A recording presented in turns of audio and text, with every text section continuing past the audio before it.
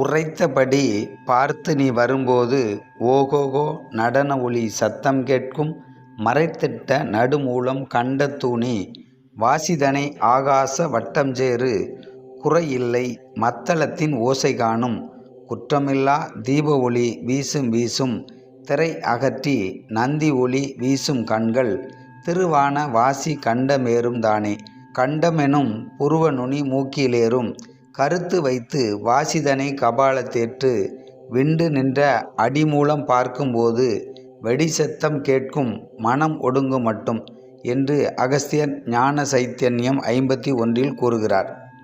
இரு கண்களை பார்த்து வரும்போது உள்ளுக்குள்ளே சத்தம் கேட்டு உள்ளே மனமடங்கி புருவ மைய நுனியில் வாசி ஏறும். கண்களில் திரை அகன்று ஒளி வீசும். திருவான வாசி கண்டமென்ற புருவ நுனி மூக்கிலேறும். கருத்தினால் வாசியை கபாலத்தில் ஏற்ற தடுமாறி விட்டால் இரு கண்கள் மூடாமல் அடிமூல பார்க்க ஜோதி இருளாக தோன்றும். இரு கண்கள் நெருப்பென்னும் கொள்ளியில் தொடர்ந்து கவனித்தால் இருள் இல்லாமல் வெளிச்சம் தோன்றும்.